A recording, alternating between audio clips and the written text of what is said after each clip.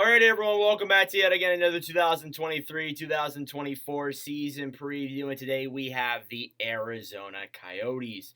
So Arizona, we only have one more team left. Sorry, after this, it is the New York Islanders. But regardless, we're doing Arizona today. So obviously, the Coyotes are in that area where they're in the rebuild. There's really nothing much else to it. They're in the rebuild, and now after a season where they were bad again. They showed a little bit of improvement.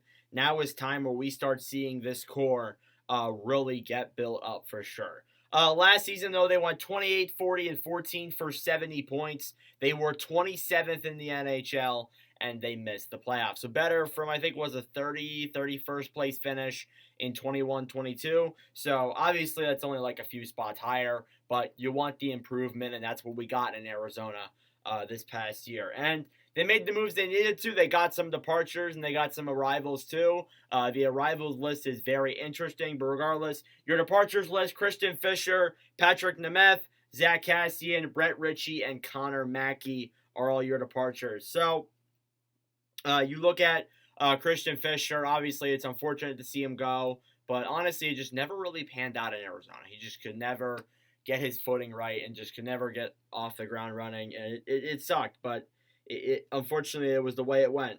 Then you have Nemeth, was a defenseman, got bought out, was nothing much there. Same with Cassian too, was a fighter on the fourth line on Arizona, so he's gone.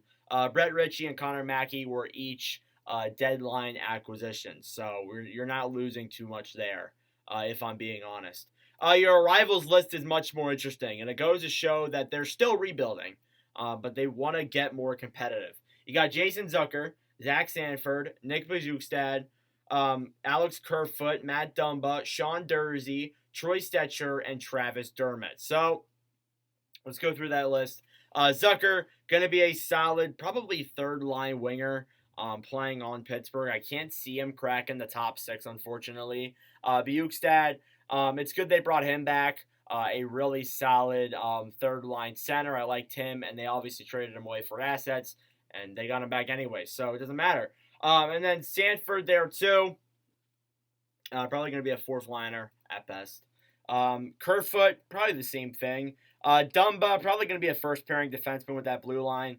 Dursey, either second or third pairing. That's where probably he's going to finish at. Stetcher, probably a second pairing defender, and then Dermott is probably a depth defenseman. So, yeah, the reason why they went out and signed so many players, not even necessarily trading, they went out and signed these guys because they want to rebuild. Or they want, not, well, yeah, they want to rebuild, but they want to get more competitive. Sorry, that's what I meant to say. They want to get more competitive, and even if like they don't come close to the playoffs, which is not expected for them to be, it's not a requirement this coming season for them. It's not a must to make the playoffs, even though this could be realistically the last season in Arizona. But we'll talk about that in a later video for sure.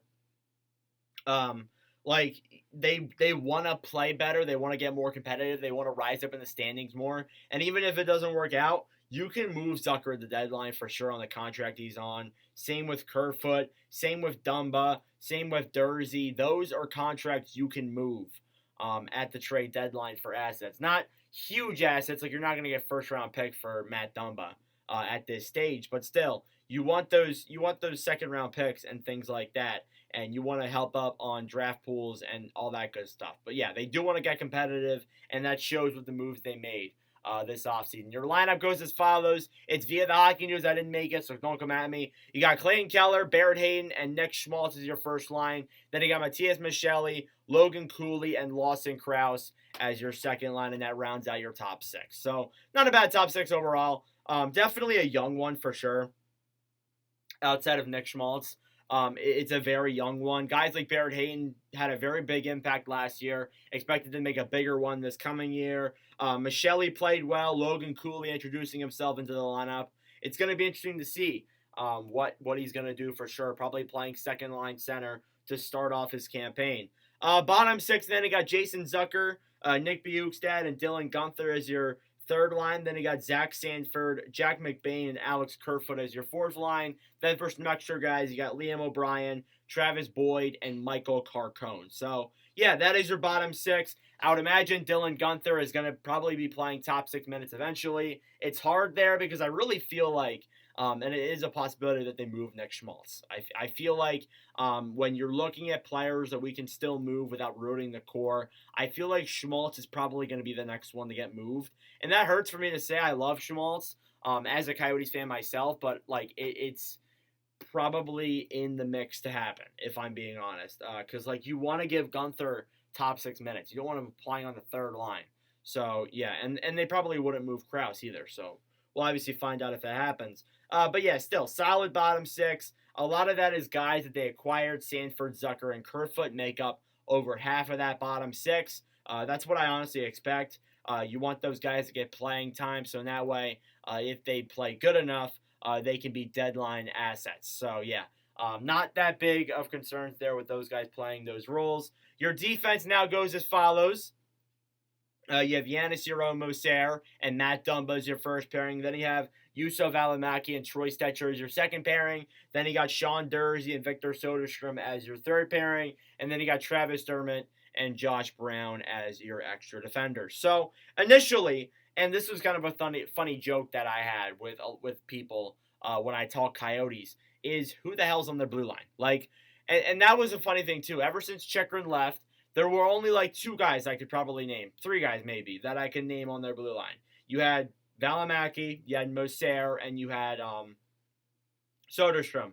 But a lot of those guys, it's going to be interesting to see how they're going to do. You have a pretty much whole entire new core here, basically minus Troy Stetcher. Stetcher was already on the team. He's just coming back.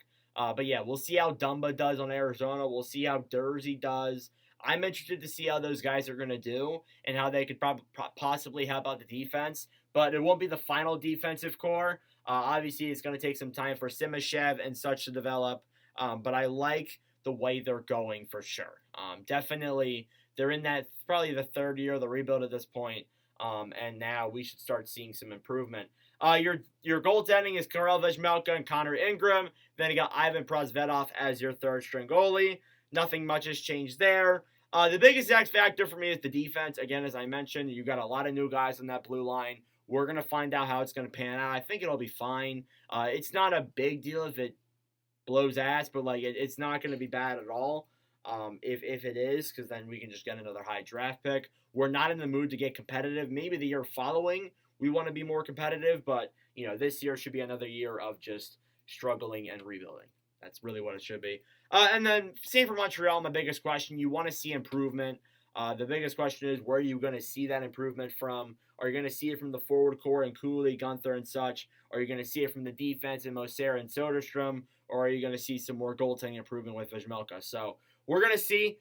Really, I'm not worried about anything else. I'm just worried about how developing that forward core is going to look.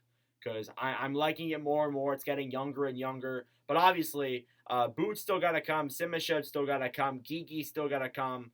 There is a lot to come to that blue line, or come to that forward core and such before this team is ready to go. Your point projections now are via the Hockey News' fantasy guide.